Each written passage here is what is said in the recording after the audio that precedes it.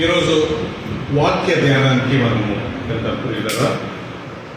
నేను గత 2-3 వారాల నుండి ఆల్మోస్ట్ ఒక 4 వీక్స్ అనుకోండి, చెప్పండి ఏ అంశం మీద నేను చెప్పాను ప్రియులారా? దేవుడికి కృతజ్ఞతాస్తుతులను చెల్లించాలి కదా.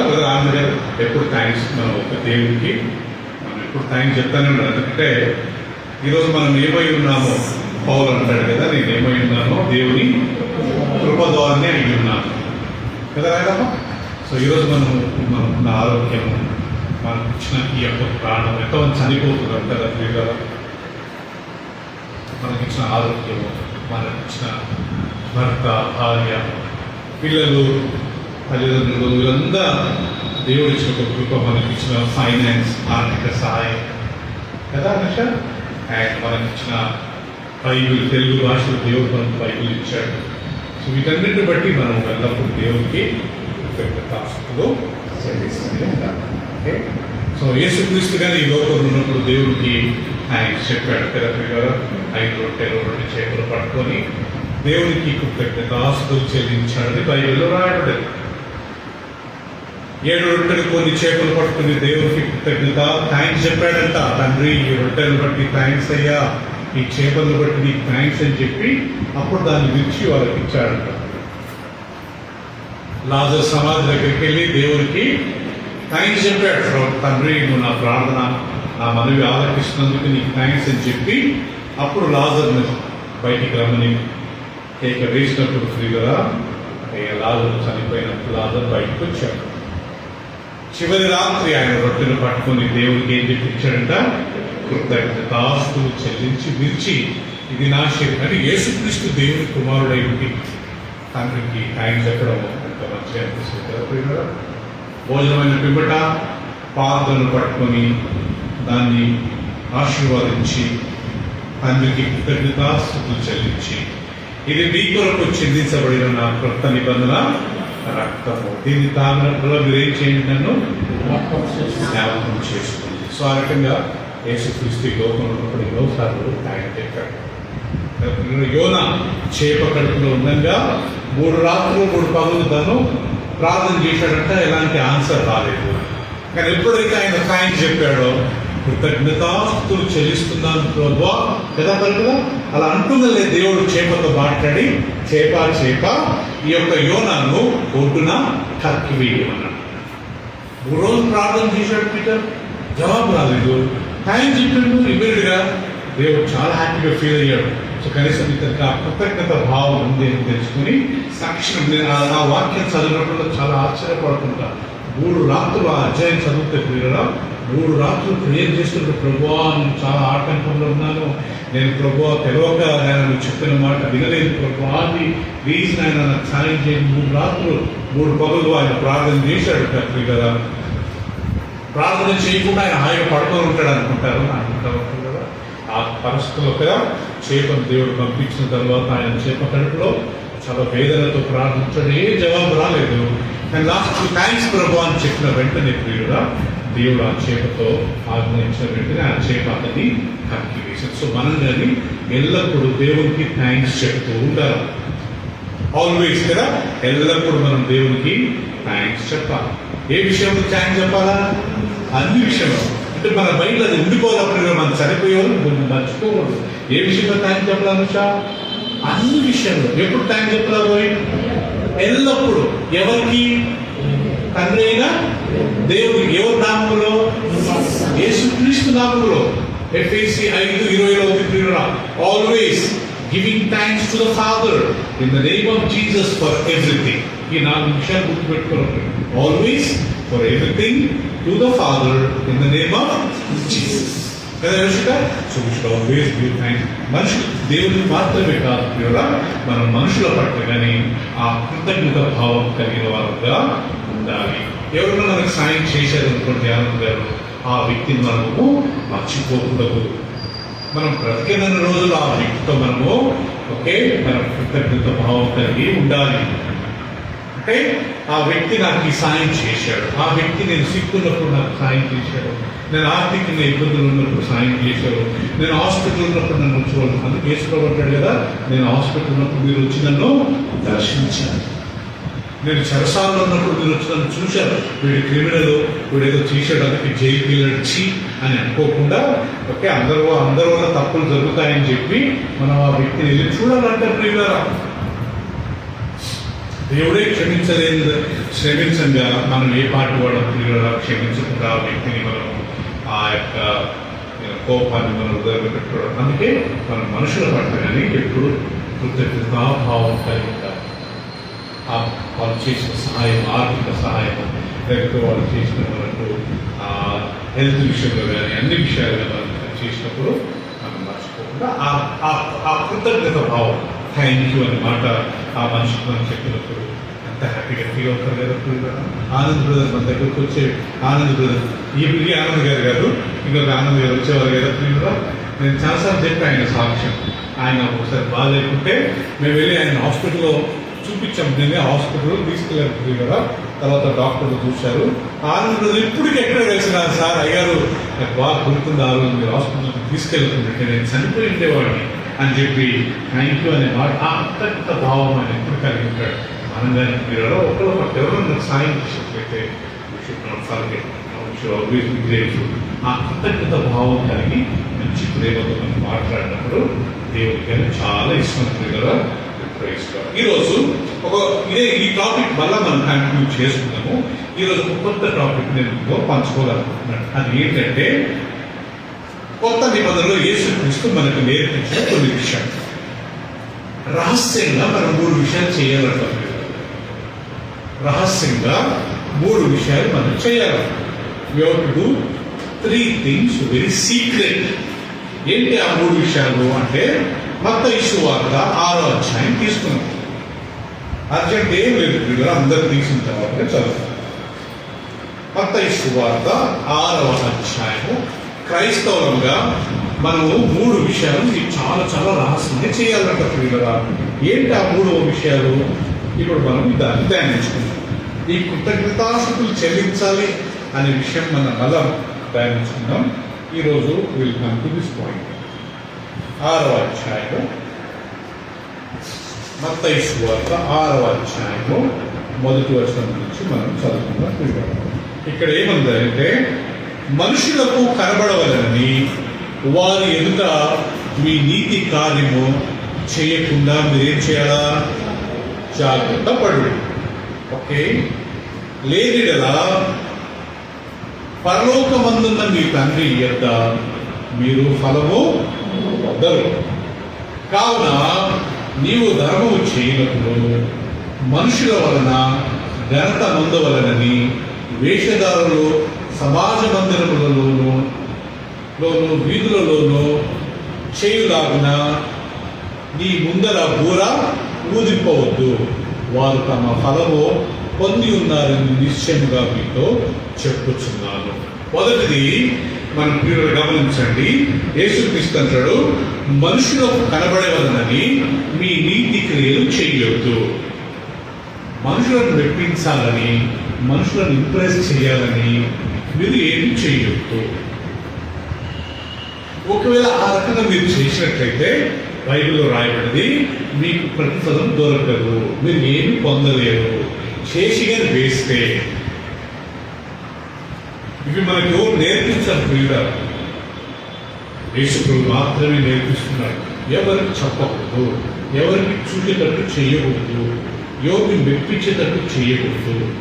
ఎవరు మన పేరు అక్కడ మైక్లో అనౌన్స్ చేయాలా, నా పేరు చెప్పాలా, నా గురించి వాళ్ళు చెప్పాలని మనం ఎదురు అది కదా యేసుక్రీస్తు ఇక్కడ చెప్పిన మాట. మనుషులకు కనబడవలనని వారి ఎదుట మీ నీతి కార్యము చేయకుండా మీరు జాగ్రత్తగా ఉండండి. లేదా పరలోకమున మీ తండ్రి వద్ద మీకు ఫలము పొందరు. పరలోకం నుంచి మనకేం దేవుడు మనకేం ఇవ్వడంటే ప్రియులారా, మీకు ఒక విషయం తెలుసా? సకల ఆశీర్వాదాల కారకుడు ఎవరు? తండ్రి దేవుడే. ప్రతి మంచి కార్యములు జ్యోతిర్మయుడకు దేవుని యొద్ద నుంచి పర సంబంధమైన మనకు వస్తాయని. అందుకే మనకు దేవుని దగ్గర నుంచి ఏమైనా పొందాలి అనుకుంటే మనుషులకు కనబడేటట్టు మాత్రం మనము చేయకూడదు అని దేవుడు వాక్యం ప్రియుల మనకు రాయబడింది.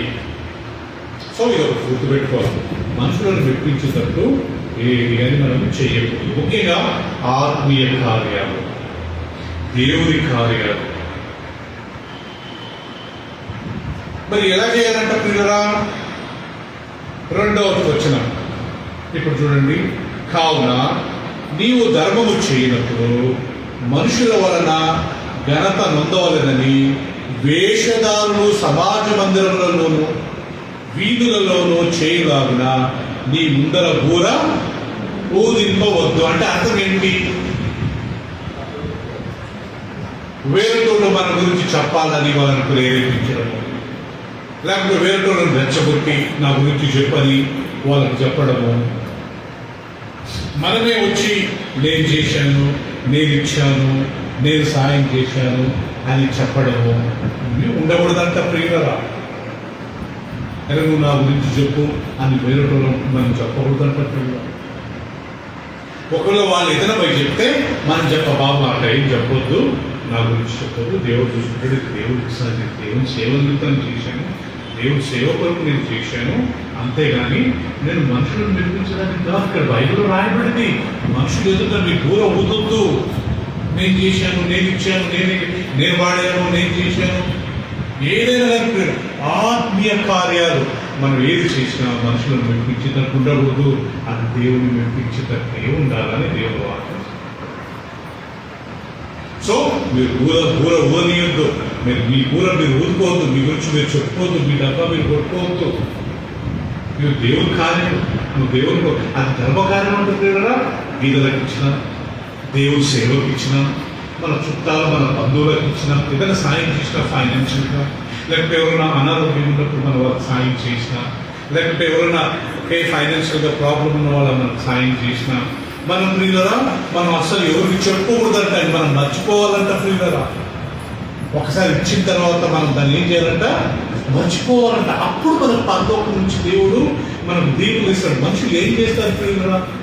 ఇంగ్లీష్లో ఒక సామెత ఉంది పీటర్, అదేంటంటే what we receive from men is regards.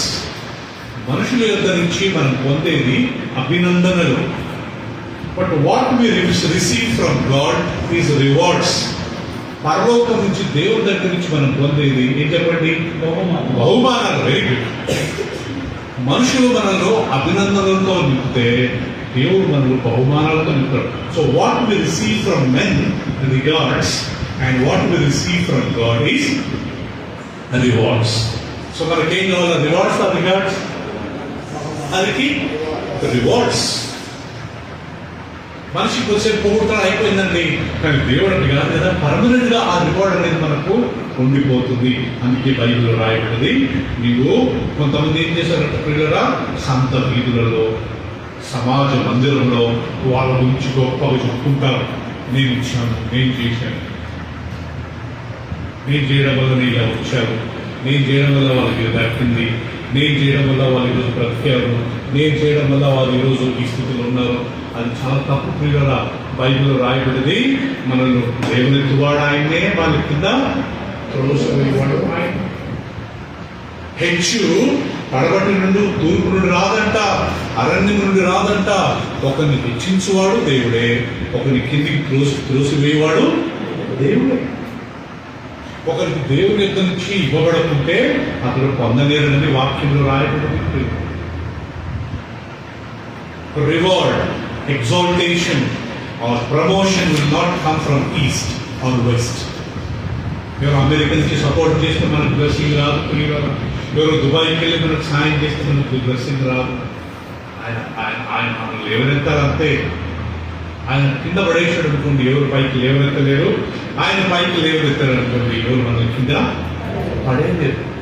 అందుకని మనం చేసే ధర్మ కార్యాలు ఏ మనుషులకు తెలియకుండా, ఏ మనుషులకు మనం చెప్పకూడదు. వేరేటో ఎవరైనా చెప్పినా కానీ నా పదమూడవసారి నాకు చాలా చెప్తాను. నా గురించి చెప్పలేదే, నా గురించి అనౌన్స్ చేయలేదే అని అనుకుంటే వాళ్ళకి ఆశీర్వాదాలు ఉండవు. ఇలా నాకు తెలిసి మన ఫెలోషిప్లోనే ఒక బ్రదర్ ఉన్నారు, I don't want to tell his name. ఆయన ఏదైనా ఇచ్చిస్తే ఆయన చెప్తారు, ప్లీజ్ బ్రదర్ నా పేరు అస్సలు బయటికి రావాలని చెప్పాలి. అప్పుడు వాళ్ళ కాన్ఫిడెన్స్. మరి నేను చెప్పాను అనుకోండి, కావాల్సిన లెసన్స్ మరీ చెప్పించుకోకూడదంట. అందరి ముందు మనం ప్రియురా అలా చెప్పించుకున్నప్పుడు యేసు తీసుకొచ్చాడు, మీరు ఆ యొక్క ప్రతిఫలము పోగొట్టుకుంటారు, మీరు పొందరు. కావున నీవు ధర్మం చేయనప్పుడు మనుషుల వలన ఘనత పొందవలని వేషధారులు సమాజ మందిరములలో వీధులలో చేయులాగున ఓకే నీ ముందర నీ గోర ఊదిపోవద్దు, వారు తమ ఫలము పొంది ఉన్నారని నిశ్చయంగా మీకు చెప్పుచున్నారు. మత్తయి సువార్త 6:3. నీవైతే ధర్మము చేయనప్పుడు నీ ధర్మము ఎలా ఉండాలంట? అందరు చూడండి, మత్తయి సువార్త 6:3, మాథ్యూ చాప్టర్ 6:3. అందరు తీసిన తర్వాత నేను చదువుతాను.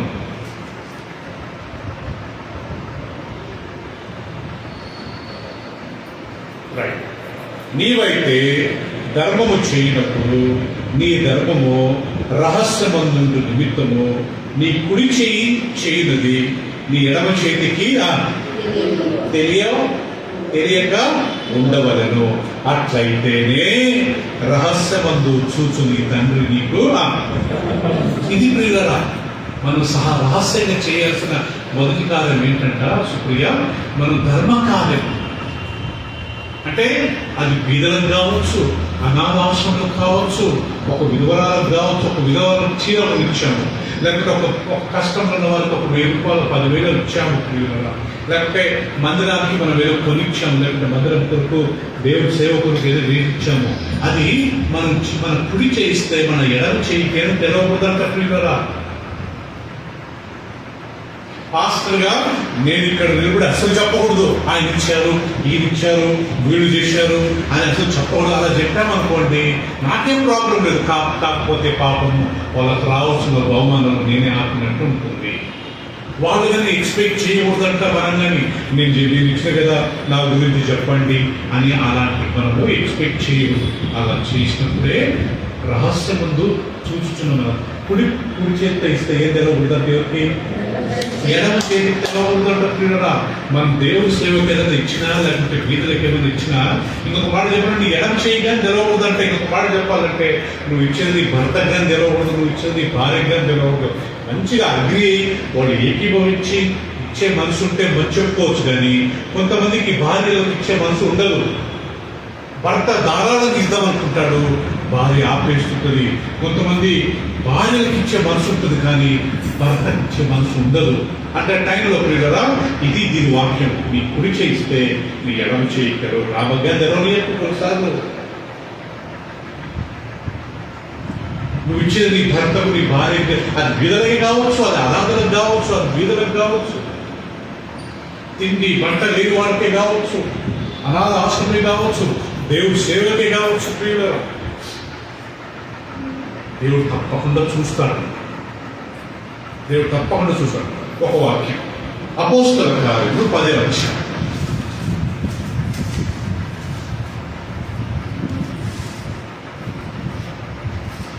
మనం భార్య పర్మిషన్, భర్త పర్మిషన్ తీసుకుని దేవుడి సేవకు, అనాథులకు, బీదలకు ఏముంది ప్రియులరా, దేవుడు మనం ప్రేరేపించినప్పుడు ప్లాన్ చేసుకొని ఇచ్చినప్పుడు అది మనకు తెలుసు. చూద్దామా, మనం బీదలకు సాయం చేసినా, దేవుడు సేవకు ఇచ్చినా అది దేవుడు చూస్తాడా? చూస్తే అది ఏ రకంగా దేవుడు మనకు జవాబు ఇస్తాడంట ప్రియులరా. 10వ అధ్యాయం మొదటి వచనం అందరు తీస్తే నేను చదువుతాను. అపోస్తల కార్యములు 10వ అధ్యాయం మొదటి వచనం. ఇటలీ పటాలమనబడిన పటాలంలో శతాధిపతి అయిన కొర్నేలి అనే ఒక భక్తిపరుడొకడు కైసరులో ఉండేను. అతడు వినండి, తన ఇంటి వారందరితో కూడా దేవుని యందు భయభక్తులు గలవాడి ప్రజలకు చెప్పండి, ప్రజలకు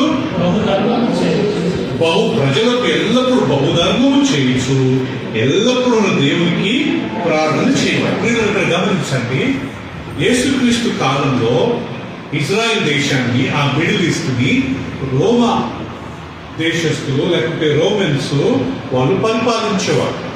మన భారతదేశాన్ని బ్రిటిష్ వాళ్ళు ఎలా పరిపాలించారు 200 సంవత్సరాలు, అలాగే ఈ యొక్క ఇజ్రాయెల్ దేశాన్ని, ఆ పాలిస్తైన్ ప్రాంతాన్ని ఒకప్పుడు రోమా సామ్రాజ్యం పరిపాలించేవారు. వాళ్ళు ఏం చేశారంటే ప్రియులరా, ఈ రోమా సామ్రాజ్యం వాళ్ళు అక్కడక్కడ కొంతమంది అధికారులను నియమించేవారు. ఇదిగోండి, ఇటలీ అనే పటాలం అనబడిన పటాలంలో శతాధిపతి అయిన, శతము అంటే 100, శతాధిపతి అంటే 100 మందికి అధికారి, Centurion. Century means 100, Centurion means leader over 100 people. So ఈయన 100 మందికి అధికారి. ఈయన ఏం చేసేవాడంటే ప్రియులరా, ఈయన యూదుడు కాదు, ఈయన రోమా దేశానికి చెందిన ఒకడు. రోమిలు ఒకప్పుడు, మీరు ఎప్పుడైనా హిస్టరీ వెళ్తే, రోమిలు ఒకప్పుడు యేసు ప్రభు నమ్ముకోకముందు సూర్యుని పూజించేవారు. SUN sun. వాళ్ళు సూర్యుని పూజిస్తూ పౌలు, పేతురు కొంతమంది సువార్తను ప్రకటించి అప్పుడు వాళ్ళు ప్రభుని తెలుసుకున్న తర్వాత వాళ్ళు ఒకే ప్రియురా క్రైస్తవులుగా మారారు. సో అదర్వైజ్ రోమన్స్ బేస్ to worship the moon, sun. So ఇతనికి నిజమైన దేవుని గురించి తర్వాత ఇతని బైబిల్ రాయబడిన ప్రియురా, ఒక భక్తి పరుడు ఒకడు కైసర్లో ఉన్నాడు. అతను తన ఇంటి వారందరితో కూడా, ఫ్యామిలీతో కూడా దేవుని భయభక్తులుగా వాడి ప్రజలకు బహుధర్మం చేయించు వచ్చాడు. ఎల్లప్పుడూ ప్రార్థించేవాడంట, ప్రజలకు ఎల్లప్పుడూ ధర్మం చేసేవాడు. ఇప్పుడు సీన్ మారి ఏం జరిగింది ప్రియులరా, 3వ వచనం చూసుకుంటాం. పగలు ఇంచుమించు 3 గంటల వేళ దేవదూత అతని యొద్దకు వచ్చి కొర్నేలి అని పిలుచుట దర్శనమందు తేటగా అతనికి కనబడింది. అతడు దూత వైపు తేరి చూచి భయపడి ప్రభువా ఏమని అడిగాడు. అందుకు దూత, నీ ప్రార్థనలు ప్లస్ నీ ధర్మ కార్యములు ఎక్కడ చేరినాయి? ఈ వాక్యం ఒక్కసారి అండర్లైన్ చేసుకోండి, ఒకసారి గమనించండి. నన్ను కదా, నీ ప్రార్థన మాత్రమే కాదు సునీత గారు, నువ్వు చేసిన ధర్మ కార్యాలను దేవుని దగ్గర చేరేయండి. దేవునితో వచ్చి ఆయన ఆన్సర్ చెప్తున్నాడండి. నువ్వు చేసిన ధర్మ కార్యాలు, నువ్వు బీదలకు లేకపోతే దేవుని సేవకు నువ్వు ఏమేమి చేసావో అవన్నీ దేవుని సమర్థన, నీ ప్రార్థన దేవుడు విన్నాడు, నువ్వు ధర్మ కార్యాలు చేసినా కానీ దేవుడు చూశాడు. అందుకే నేను నీకు వచ్చి జవాబిస్తున్నాను. సో కాబట్టి నీ ప్రార్థనలు, నీ ధర్మ కార్యములు దేవుని సన్నిధికి జ్ఞాపకార్థముగా చేయనివి. ఇప్పుడు నీవు యొప్పేకు మనుషులను పంపి పేతురు అను మారు పేరు గల సీమోనును పిలిపించుము. ఇక్కడ ఏం జరిగింది తెలుసండి, ఈయనకు దేవుడంటే భక్తే పీటర్, కానీ నిజమైన దేవుడు ఎవరు ఆయనకు? యేసు ప్రభు గురించి తెలియదు. సో ఇప్పుడు ఏమంటాడు ఈ దేవదూత, నీ యొక్క ప్రార్థనలు దేవుడు విన్నాడు, నీ ధర్మకార్యంలో దేవుడు సన్నిధికి చేరినాయి. ఇప్పుడు నీకు డీటెయిల్గా ఈ రక్షణ గురించి తెలుసుకోవాలంటే ఆ పేతురు అక్కడ ఉన్నాడు, ఆయనని పిలిపించుకో. తర్వాత కొంతమందిని పేతురు నుంచి పిలుస్తారండి, పిలుచుకుని తెస్తారు. ఆ పేతురు నుంచి వాక్యం చెప్తారు. వాళ్ళందరూ వాక్యం వింటుంటేనే పరిశుద్ధాత్మ దేవుడు వాళ్ళ దగ్గరికి వచ్చాడని బైబిల్. అప్పుడు పేతురు అంటాడు, ఫస్ట్ టైం అండి పరిశుద్ధాత్మ దేవుడు వాళ్ళ దగ్గరికి దిగొచ్చి. అప్పుడు పేతురు అంటాడు, మీరు బాప్తిసం తీసుకోకుండా ఎవరైనా మిమ్మల్ని ఆపుతారేమో, మేము ఆల్రెడీ పరిశుద్ధాత్మ పొందామని అనుకోవద్దు, ఇమ్మీడియట్గా వెళ్ళి బాప్తిసం తీసుకోవాలి. సో మీరు ఇక్కడ గమనించండి, మనం చేసే ప్రతి ధర్మకార్యం, మన ప్రార్థనలతో పాటు మన ధర్మకార్యములు ఎక్కడ చేరుతాయంట? దేవుని సన్నిధి చేరుతాయంట. మరేమో ఎప్పుడన్నా ఉదయం మనం ఎవరికైనా సాయం చేసిన, బీదలకు ఇచ్చిన, అనాథలకు ఇచ్చిన, తిండి లేని వారికి ఇచ్చిన, ఎవరైనా కష్టంలో ఉన్న సందర్భంలోనే ఎవరైనా కష్టంలో ఉన్నప్పుడు వారికి మనం సాయం చేసిన, అది దేవుని దగ్గర పోతాయంట. అమ్మా శ్రీలేఖ గారు మీరు అది చేశారు, సునీత గారు మీరు ఆ సాయం చేశారు, ఆనంద్ గారు మీరు అలా చేశారు అని చెప్పి అది దేవుని కాదు, ఆ దేవుని దగ్గరికి వెళ్తాయంట. మన కార్యాలు అక్కడికి వెళ్తారు. మనం అక్కడికి వెళ్ళామనుకోండి, ధనలక్ష్మి గారు ఏమవుతుందంట? ప్రకటన గ్రంథము ఫస్ట్ మన కాలేజ్ అక్కడ పోతాయంట, తర్వాత మనం అక్కడికి వెళ్ళిన తర్వాత ఏం జరుగుతుందంటే చూడండి ప్రియులారా, 14:13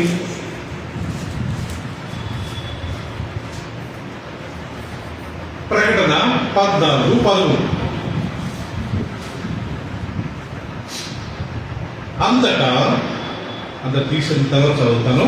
తీసారు కదండి 14:13 అంతటా ఇప్పటి నుండి ప్రభునందు మృతి నుండి మృతులు ధనులని వ్రాయమని పరలోకం నుండి ఒక స్వరము చెప్పగా వింటిని. నిజమే, వారు తమ ప్రయాసములు మాని విశ్రాంతి పొందుదురు. దాని తర్వాత వాక్యం చూడండి, వారి క్రియలు చెప్పండి ప్రియులు, వారి క్రియలు వారి వెంట వచ్చింది. ఏంటి ప్రియులు ఆ క్రియలు? సునీత గారు, ఏంటి వారి క్రియలు అంటే, ఒక్కసారి మనం ప్రభుత్వం నిద్రించిన తర్వాత దేవుని దగ్గరికి వెళ్ళిన తర్వాత పరలోకానికి వెళ్తాం. పరలోకానికి వెళ్ళిన తర్వాత అక్కడ ఎలాంటి పని ఉండదంట పిల్లల. వాళ్ళ క్రియలన్నీ మారుకునే, పొద్దున్న లేచి డ్యూటీకి వెళ్ళడము, పొద్దున్న లేచి ఛాయ్ చేయడము, బట్టలు వాషింగ్ మిషన్ వేయడం, ఉతకడము, వంట ఇవన్నీ ఉండవు. పొద్దున్న డ్యూటీకి వెళ్ళడం ఏమి ఉండవు. వాళ్ళు విశ్రాంతి తీసుకుంటా ఉంటారంట. విశ్రాంతి అంటే మనం నిద్రపోవడం కాదు. సో అంత అబ్రహాము, ఇస్సాకు, యాకోబు, పాత నిబంధన భక్తులు, కొత్త నిబంధన భక్తులు అందరూ పరదేశులు ఉంటారు. పరదేశం నుంచి ఇప్పుడు ప్రియులు అందరితో మనం మాట్లాడుకుంటాం. అలాంటి day to day routine life ఏముండదు అక్కడ. విశ్రాంతి తీసుకుంటుంటాం, దేవునితో కాంటాక్ట్ ఉండవండి. పరదేశి అనేది ప్రభునందు మృతులు అయిన ప్రభు విశ్వాసులందరూ ఉండే స్థలం. పాతాళం అంటే ప్రభువుని నమ్ముకోకుండా చనిపోయిన వాళ్ళంతా పాతాళం. వాళ్ళు ఆ యొక్క చీకటిలో పండుగలుగుతూ ఉంటారు. కానీ పరదేశంలో వాళ్ళు హ్యాపీగా అందరినీ కలిసి మాట్లాడుతూ ఉంటారు. అక్కడ రాయబడి వారు తమ ప్రయాసములు పాల్గొని విశ్రాంతి పొందుతురు. వారి క్రియలు వారిని వారు చేసిన క్రియలు వారి వెంట వస్తాయి. మనం ఇప్పుడు ఈ భూమి మీద ఉన్నప్పుడే మనం ఏ మంచి పని చేసినా ఏంటంటే మనం చేసే క్రియలు కదా. ఇదే బీదలు యేసుప్రభువు అంటాడు, నేను ఆకలి ఉన్నప్పుడు నాకు అన్నం పెట్టాను, దాహం ఉన్నప్పుడు నాకు నీళ్ళు ఇచ్చాను, నేను దిగంబరిగా ఉన్నప్పుడు నాకు మంచి బట్టలు ఇచ్చాను, నేను చెరసాలలో ఉన్నప్పుడు మీరు వచ్చి నన్ను దర్శించారు, నేను అనారోగ్యంగా ఉన్నప్పుడు నన్ను మీరు వచ్చి చూశారు కదా. వచ్చి మంచి క్రియలు ఇగే వాళ్ళు చేసిన క్రియలు వారికి వెంబడిస్తాయి. మనం సంపాదించుకున్న డిగ్రీ, మనం సంపాదించుకున్న ఇల్లు, మనం సంపాదించుకున్న కారు, మనకున్న బంగారము, మనకున్న ఏవే కానీ క్రియలు మనం వెంబడతాం. ఏమొస్తాయంట? మంచి క్రియలు మాత్రమే దేవుని దగ్గరికి వస్తాయంట. ఆ క్రియలు మన గురించి సాక్ష్యం చెప్తాయంట. మరియమ్మ గారు, లేకపోతే ధనలక్ష్మి గారు, లేకపోతే రోహిత్, ఉదయ్, వీళ్ళందరూ ప్రభుత్వం ఈ మంచి పనులు చేశారు. ప్రతి రోజు ప్రభు వాళ్ళకు వచ్చిన దాంట్లో, వాళ్ళకు ఉన్న దాంట్లో, వాళ్ళకున్న ఆర్థిక దీంట్లో వాళ్ళు ఎప్పుడు వీధులకు సాయం చేసి ఎప్పుడు ఈ సేవ నిమిత్తం లేని వాళ్ళు ఆయన ఇచ్చారని క్రియల ఆ క్రియలు అక్కడ పరలోక రాజ్యంలో సాక్ష్యం ఇస్తాయంట. ఇప్పుడు మనం చూసింది బీదలకు సాయం చేయడం. ఓకే, మనం కుడి చేయిస్తే ఎవరు గెలవకూడదు. ఇక్కడ ఎగ్జాంపుల్, భర్త కుడి చేయి అయితే భార్య, లేకపోతే ఎడమ చేయి భర్త అయితే కుడి చేయి ఎవరు? భార్య.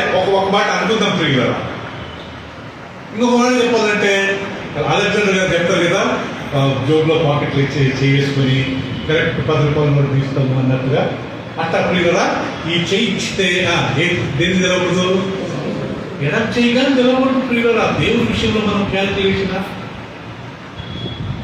యేసుక్రీస్తు ఒకరోజు మందిరం దగ్గర కూర్చొని ఉన్నాడు. కూర్చుంటే అందరూ చేవేస్తున్నారంట. కాంతి డబ్బలో ఏమేస్తున్నారు? కాంతులు వేస్తా ఉన్నారంట. అందరూ వాళ్ళకు ఉన్న దాంట్లో ఇస్తున్నారంట. కానీ ఒక విధురాలు ఎంత ఇచ్చిందంట? ఆమెకున్నదే 2 రూపాయలు ఇచ్చింది. ఎంత? మొత్తం ఇచ్చేసి. దీన్ని బట్టి ఏం అర్థం చేసుకుంటాం సుప్రియ?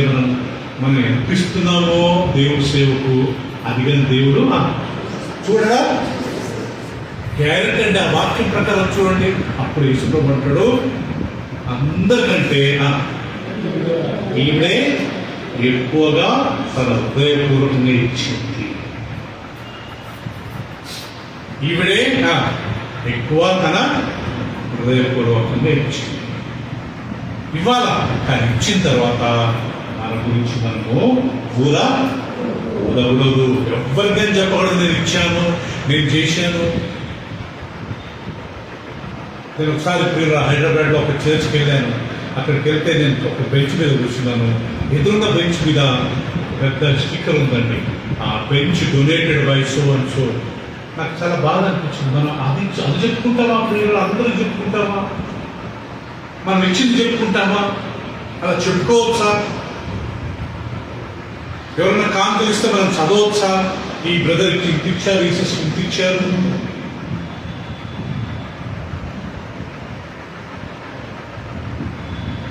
మనం ఇచ్చింది ఎవరికి అని ఇవ్వకూడదు, మనం చెప్పకూడదు. ఎవరు ఎలాంటి అనవసరం చేయకూడదు. మనం కుడి చేయిస్తే ఎవరు తెలవాలంట, ఎడచేదిగా తెలవకూడదంట. దేవుడిని మాత్రం తెలాలి. రహస్యం ఇచ్చినప్పుడు దేవుడు దాన్ని బహిరంగంగా మనకు ఆశీర్వాదిస్తారని బైబిల్లో. నేను ఇచ్చాను, నేను చేశాను అన్న మాట మనం ఎప్పుడు చెప్పుకోరు. మరి ఒకవేళ ఎవరు వేరేటోళ్ళు ఎవరైనా చెప్పవచ్చు మన గురించి. చూద్దాం ఒక వాక్యము.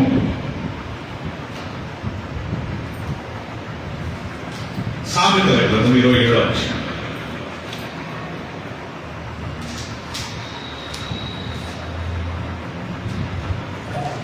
ఒకవేళ మనం ఇచ్చినావో ఏదైనా చేసినా మన గురించి మనం చెప్పుకోకుండా ఏం చేయాలంటే చూడండి కదా.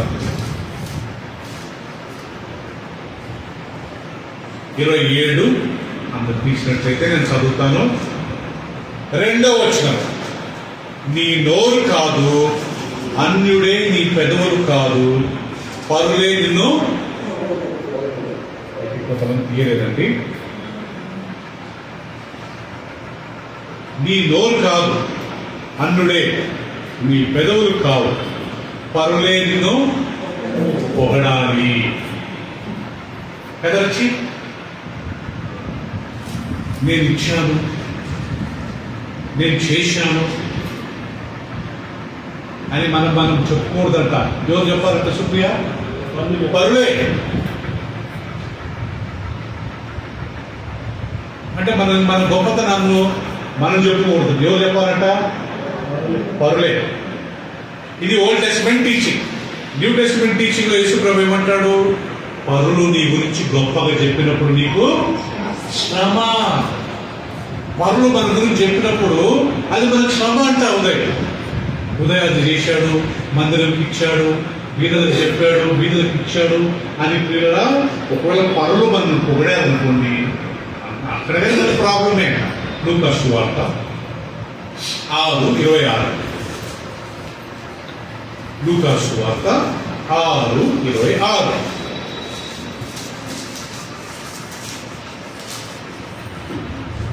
6వ అధ్యాయం 26వ వచనం చదువుతున్నది కదా. ఇక్కడ యేసుక్రీస్తు చెప్పిన మాట చూద్దాం.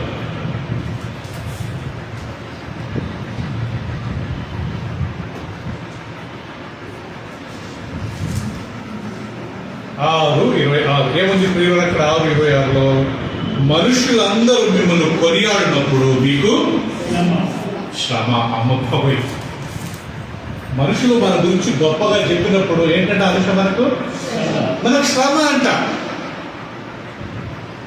అండ్ దీన్ని బట్టి ఏం కన్క్లూషన్ చేసుకున్నాం మనం ఏది చేసినా ఎవరికి ఏం చెప్పకూడదు, మనుషులకు చెప్పకూడదు, అయినంత వరకు మన ఇంటికి ఏం చెప్పొద్దు.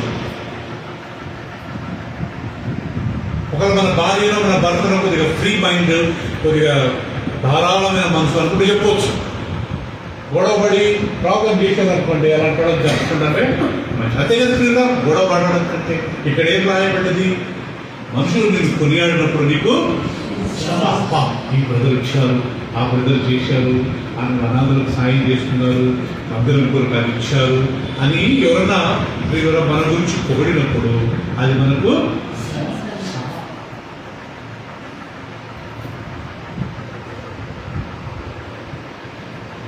అందుకే ప్రియులా, దేవుడు మనకి ఇచ్చిన వాటిని మనం దేవుడు ధారాళంగా ఇచ్చినప్పుడు అది మనకు దేవుడు చెప్పకూడదు.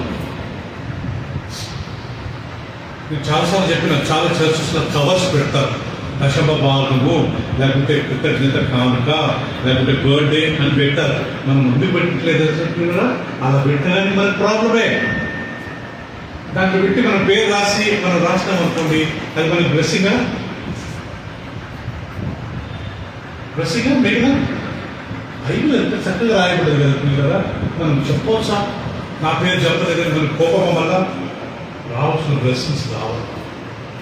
మన గురించి పొగడకూడదు, వేరే వాళ్ళనే మన గురించి పొగిడినప్పుడు మనం చెప్పాలి, సారీ సార్ నాకు ఇష్టం లేదు అలా పొగడడం.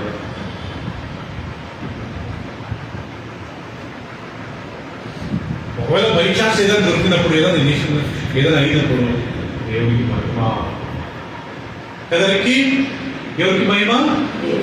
దేవుడికి మహిమ అనాలి కదా. ఆ యొక్క మహిమ మనం తీసుకోకూడదు. నేను ప్రార్థన చేయడం వల్లనే నీకు వీసా దొరికింది, ఎవరండి చెప్పింది మాట? నేను ప్రేయర్ చేయడం వల్లనే నీకు ఇల్లు దొరికింది, మేము ప్రేయర్ చేయడం వల్లనే మేము అమెరికాకి వెళ్ళాము, ఇదంతా ఒట్టి మాటలండి. అవునా లేదా? బైబిల్ ఒక వాక్యం ఉంది, మనం అడుగు వాటికంటే ఊహించు వాటికంటే అత్యధికంగా ఇస్తాడంటారు ప్రియుల దేవుడు. ఒకవేళ ఎవరో మన కృతజ్ఞత గురించి, బ్రదర్ మీరు మా గురించి ప్రేయర్ చేశారు, అందుకే మాకు ఇది దొరికింది, అందుకే ఇది మాకు అయింది అన్నప్పుడు మనం ఏం చేయాలంట? దేవునికి అంతే, ఇంకా దానికంటే ఎక్కువ మాట్లాడకూడదు. మేము 5 వారాలు ప్రేయర్ చేసినాము, 5 నెలలు ఉపవాసం చేసినాము, అందుకే దొరికింది, మా చర్చికి వచ్చినందుకే వీసా దొరికింది, మా చర్చికి వచ్చినందుకు అమెరికాకు పోయారు. ఇవన్నీ ఎంత ఒట్టి మాటలు అంటే ప్రియుల. నేను ప్రేయర్ చేస్తేనే మీకు దొరికిందా? ఒట్టి మాటలు అవన్నీ.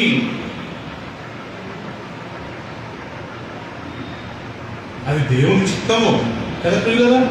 ఆ దేవుని సమయము. ఈ 2 విషయాలు గుర్తుపెట్టుకోవాలా, దేవుని చిత్తము, రెండవది దేవుని ఆ సమయం వచ్చినప్పుడు ఎవరన్నా ఆపగలుగుతారా?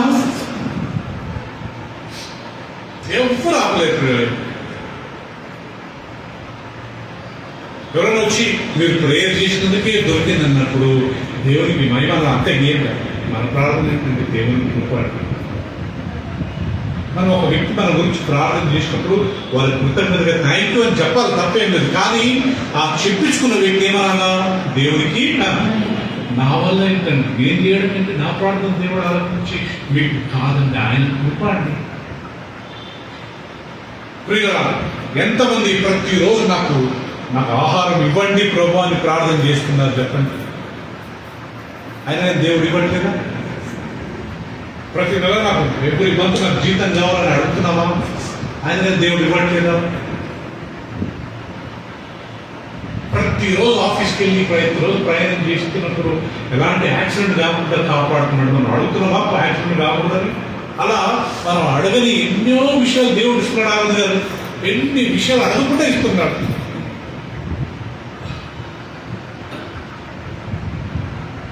సో కాబట్టి ప్రియులారా, మనం రహస్యంగా చేయవలసిన ఒక విషయం ఏంటంటే, మనం కుడి చేయించింది చెప్పకూడదు, తెలవకూడదు, ఎవరికైనా ఏం చెప్పకూడదు. మేము చేశాము, ఇది మేము మీకు ఇచ్చాము, మా వలన కలిగింది, మా వల్ల జరిగింది అని మనం ఎక్స్పెక్ట్ చేసామనుకుంటే మనకు రావాల్సిన ధన్యత రాదు, మనకు రావాల్సిన బహుమానంలో రావు. పూర ఊహించుకోకూడదు, నేను ఇచ్చాను అందరి ముందు లేకపోతే ఇవ్వడం అలా చేసినప్పుడు ప్రియులుగా అది మనకు ఆశీర్వాదం. మనం ఏదైనా చేశామనుకోండి ప్రియులుగా, మనం దాని గురించి పోస్టింగ్ అంటే దాని గురించి గొప్పగా చెప్పుకోకూడదు అంట. ఒకసారి తీసుకుందామండి ఇర్మియా గ్రంథము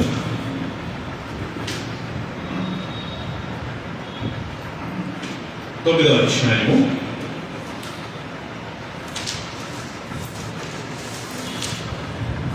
9 23 ప్రియులారా,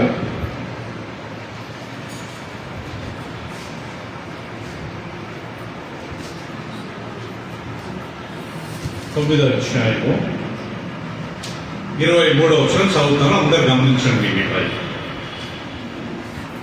యెహోవా ఇలాగు సెలవిచ్చుచున్నాడు, జ్ఞాని తన జ్ఞానమును బట్టి, శూరుడు తన శౌర్యమును బట్టి అతిశయింపకూడదు, ఐశ్వర్యవంతుడు తన ఐశ్వర్యం బట్టి అతిశయింపకూడదు.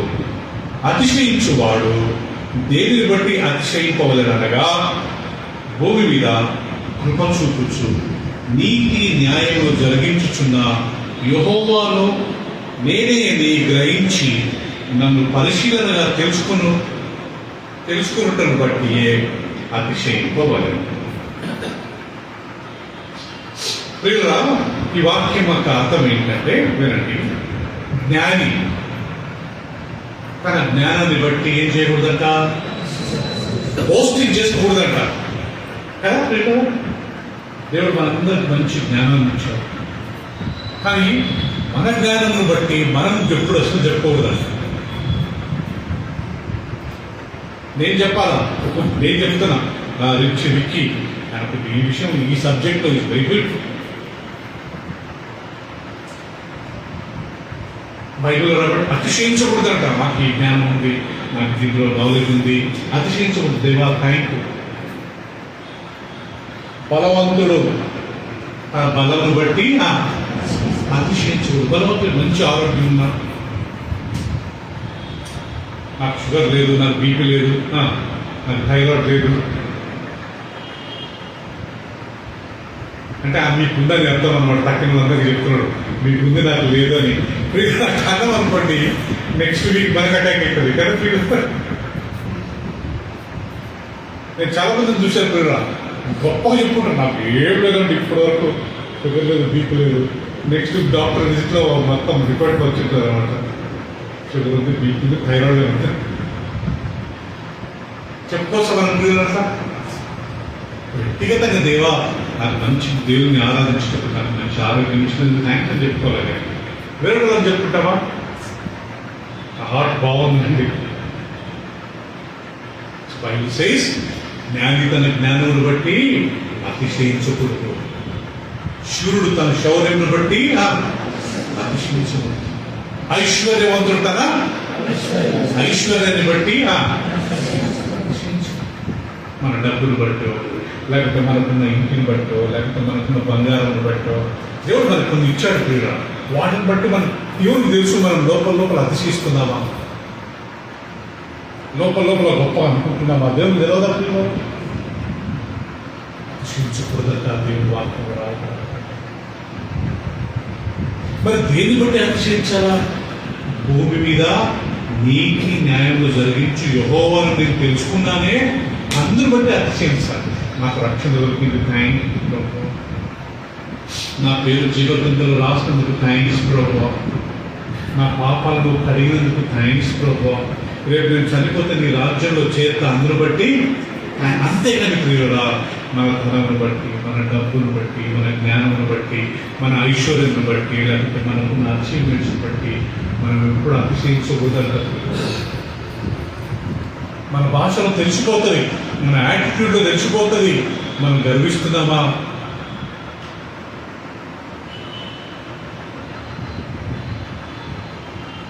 దేన్ని బట్టి గర్వించాలా? దేన్ని బట్టి అతిశయించాలా? నేను యెహోవాను ఎరిగి ఉన్నానే, అందరు బట్టి హరించాను. ప్రతి వారం మందిరానికి రాగలుగుతున్నానే, థ్యాంక్ గాడ్. నా పేరు జీవగ్రంథంలో రాయబడింది, థ్యాంక్ యూ ప్రభా. నీ వాక్యం నా తెలుగు భాష థ్యాంక్స్ ప్రభా. ప్రతి వారం నీ వాక్యం ద్వారా ఎన్నో విషయాలు నేర్పిస్తున్నారు. నేను ఒకసారి ప్రిపేర్ అవుతున్నప్పుడు నాకు ఎన్నో విషయాలు నేను నేర్చుకుంటాను. మనందరం నేర్చుకున్న ప్రాసెస్ ఉన్నాం. నేను మీకంటే గొప్పని ఏం కాదు, మీలో ఒకరిని. నేను ఎప్పుడైతే మీకంటే నేను గొప్పని అనుకుంటానో అక్కడ నాకు గర్వం వచ్చి క్లియర్గా అనవసరమైన ప్రాబ్లంలో ఇన్వాల్వ్ అవుతాను. ఎస్, ఇక్కడ ఉన్నంత వరకు నేను దేవుని పక్షాన వాక్యం చెప్తాను మేడం.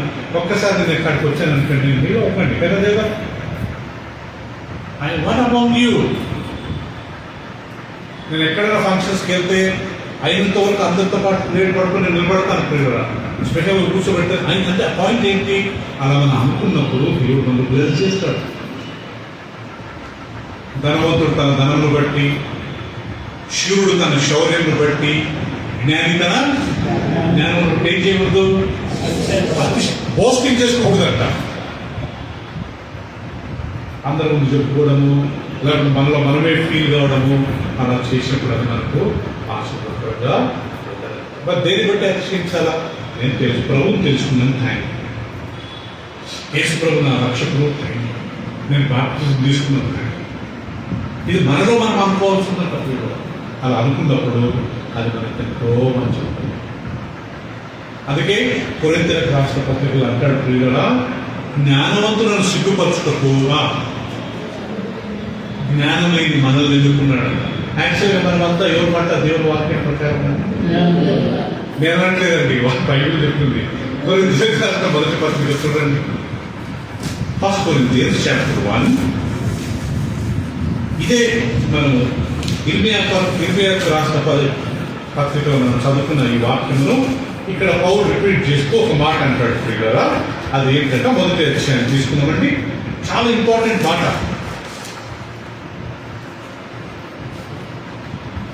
మొదటి అధ్యాయము 27వ వచనమండి.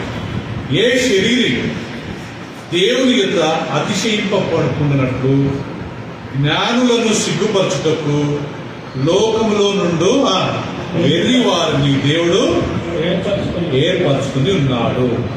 బలవంతులైన వారిని సిగ్గుపరచుటకు లోకములో బలహీనులైన వారిని దేవుడు ఏర్పరచుకుని ఉన్నాడు.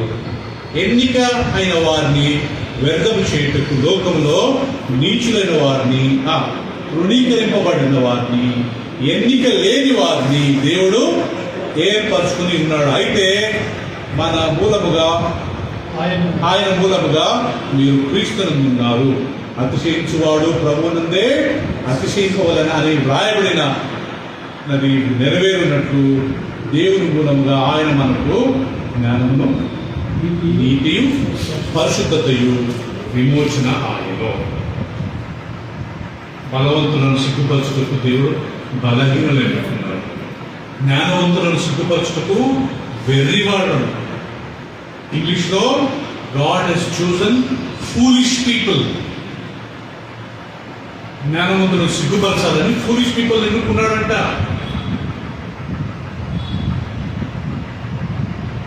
ఐశ్వర్య విషయంలో మనకు ఐశ్వర్యం ఉందా? జ్ఞానం విషయం మనం అంత తెలియబడపాలా? బలంలో మనం అంత బలం పెరగాలమ్మా. అందరికి ఏదో ఒక రోగాలు, ఏదో ఒక వ్యాధి కదా. ఏది మంచితనం లేదు. అందుకే మనం ఎవరిని అతిశయించాలంట? థ్యాంక్ యూ ప్రభా, మాకు చూపించాను. సో ప్రియులారా, వచ్చే 2 రహస్యాలు వచ్చే వారం ఈరోజు నేర్చుకున్న రహస్యం ఏంటంటే, మనం కుడి చేసి ఇచ్చింది తెలియదు, సీక్రెట్గా చేద్దాం. ఎవరు చెప్పేదొద్దు, మన గురించి కోరుకునేదొద్దు.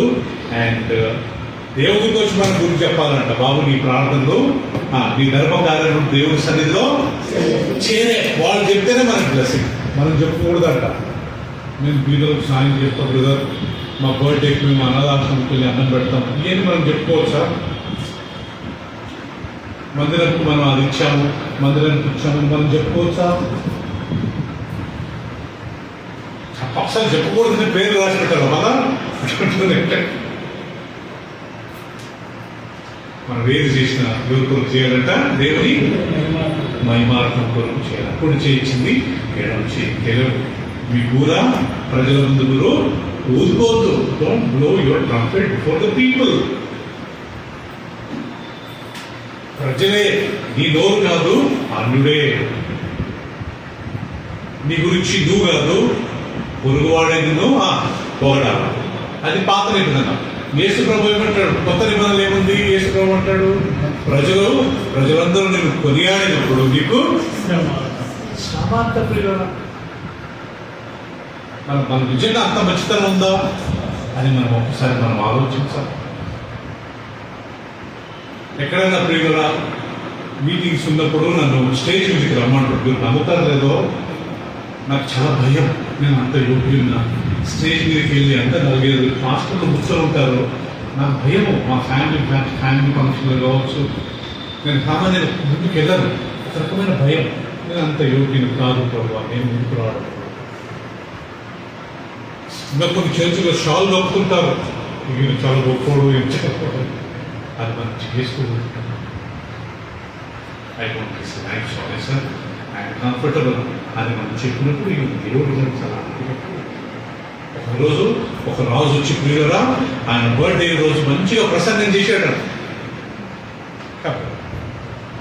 ప్రసంగం చేశాడంట. ఏం జరిగింది? ప్రజలందరూ చప్పట్లు కొట్టి ఏమన్నారంట, ఇది దేవుని స్వరమే కానీ మనుషుల స్వరము కాదు. చూడండి, అదొక వాక్యం చదువు. అంటే దీన్ని బట్టి ప్రియులరా మనల్ని ఎప్పుడు తగ్గించుకొని దేవుని సముఖంలో ఉన్నప్పుడు మనకు ప్రశ్నించండి. 12:21 అపోస్తుల కార్యములు 12:21 చూసుకున్నామండి. 12:21 యాక్ట్స్ చాప్టర్ 12:21 అందరు తీసిన తర్వాత నేను చదువుతాను. అపోస్తుల కార్యములు 12:21 నియమింపబడిన దినము రాగా దినమందు హేరోదు రాజవస్త్రములు ధరించుకొని న్యాయపీఠము మీద కూర్చొని వారి ఎదుట ఏం చేశాడు? ఉపన్యాసం ప్రసంగం చేశాడు. జనులు ఇది దైవ స్వరమే కానీ మానవ స్వరము కాదని కేకలు వేసి అతడు దేవుని మహిమపరచనందున వెంటనే ప్రభు దూత అతన్ని మొత్తెను గనుక ఏం జరిగిందంట? పురుగులు పడి ప్రాణము విడిచింది. ఆన్ ద సెట్ డే హేరోదు మంచి డ్రెస్ వేసుకొని వచ్చి ప్రసంగం చేశాడంట. ప్రియుల ఆయన బర్త్డే రోజు అంట. ఆయన ప్రసంగం విన్న ప్రజలంతా ఏమన్నారంట? ప్రియుల ఒక్కోసారి మనం పాట పాడినా మనం వాక్యం చెప్పిన ప్రజలు వచ్చి భలే వాడావు భలే అన్నప్పుడు దేవునికి స్తోత్రం అనాలి. ఏమన్నా? దేవునికి స్తోత్రం, దేవునికి మహిమ. నేను చాలా సంవత్సరాల క్రితం నేర్చుకున్నాను. ఎవరి నుంచి బ్రదర్ ఈరోజు ప్రసంగం బాగుందంటే దేవునికి మహిమ అంటారు. నాకు తెలుసు ఇది దేవునికి వెళ్ళాలి ఆ మహిమ. మనం వాక్యం దగ్గర చెప్తే నా సొంతని చెప్తే అది నేను తీసుకొచ్చి వాక్యం దగ్గర ప్రియుల ఆయన ప్రసంగం చేశాడు. ప్రజలతో చెప్పడం వా వా వా ఏం చెప్పారు అనుకుంటే ఆయన ఏం చేయాల్సింది? చేతులెత్తి దేవునికి మహిమ నాదేంట్రా బాబు అని ఉంటే బతికేవాడు కదా. అసలు దేవునికి మహిమ ఇవ్వకుండా అవునా అంత బాగా ప్రసంగం చేశానా, అంత బాగా పాడానా, అంత బాగా వాయించానా అని తీసుకున్నాడు పీటర్. దేవుడికి వచ్చి మొత్తాడు. దేవుని మహిమ పరచనందున దేవుడు వచ్చి అతన్ని మొత్తాడు. అతను పురుగులు పడి చనిపోయాడు. అదే ఇక ప్రియుల 12వ అధ్యాయంలో చూడండి. మొదటి వచనంలో ఈ రాజు ఏం చేశాడంట? ప్రియుల ఆయన చనిపోకముందు పురుగులు పడి చనిపోకముందు ఏం చేశాడంట? దాదాపు 12వ అధ్యాయం మొదటి వచనము దాదాపు అదే కాలమందు రాజైన హేరోదు సంఘపు వారిలో కొందరిని బాధ పెట్టుటకు బలత్కారంగా పట్టుకొని యోహాను సహోదరుడైన యాకోబును ఏం చేశాడంట? ఖడ్గంతో చంపించాడంట. ఎంత మూర్ఖుడు కదా పిల్లరా. ఇప్పుడు జరుగుతుంది కదా మన ఇండియాలో మన క్రిస్టియన్స్ మీద చంపడం. నిన్న ఎక్కడ రామ్నగర్ అనుకుంటారు ఇన్ని బైబిల్ రాసేసారు. హైదరాబాద్లో మనం ఎప్పుడు వెళ్ళారు. అలాంటి హైదరాబాద్ కాదు, మన కర్నూలులో ఒక 2 పాస్టర్లు ఫేస్బుక్లో చూశాను. ఇదో సేమ్ థింగ్. దాదాపు అదే కాలంలో రాజైన హేరోదు కొంతమంది క్రైస్తవులను పట్టుకొని ఓకే యోహాను సహోదరుడిని యాకోబు 12 మంది అపోస్తులు ఈయన ఒకడండి పాపం. తక్కిన అపోస్తున్నప్పుడు సేవ చేశారు పాపం. ఈ యాకోబు ఏం చేయలేదండి. ఈ రాజు చేత ఖడ్గంతో చంపారు. అది ప్రజలందరూ చాలా హ్యాపీ ఫీల్ అయ్యారట. మంచిదైంది చంపినావు అని అంటున్నారు. ఏం జరిగిందో చూడండి కదా. 3వ వచనము ఇది యూదులకు ఇష్టమైన కార్యమని తెలుసుకొని పేతురును కూడా పట్టుకున్నాను. ఆ దినములో పులిని రొట్టెల పండుగ దినములు అతన్ని పట్టుకొని చెరసాలలో వేయించి పస్కా పండుగైన పిమ్మట ప్రజల ఎదుట అతన్ని దేవాలని ఉద్దేశించి అతనికి కావులుటకు 4 అక్కడికి అతను జైలు వేశాడు. యాకోబును చంపిన విషయం అందరికీ చాలా ఇష్టమైనందుకు నెక్స్ట్ ఎవరు పట్టుకున్నాడంట? పేతురు పట్టుకున్న. పేతురుని చంపాలని ప్లాన్ చేశాడు. తర్వాత దేవుడు వచ్చి సో ప్రియులారా ఈరోజు మనం నేర్చుకుంటుంది ఏంటంటే మనం ఏదైనా చేస్తే ఎలా చేయాలంట? రహస్యం. ఎలా చేయాలి చెప్పండి కదా? ఎవ్వరు చెప్పరు.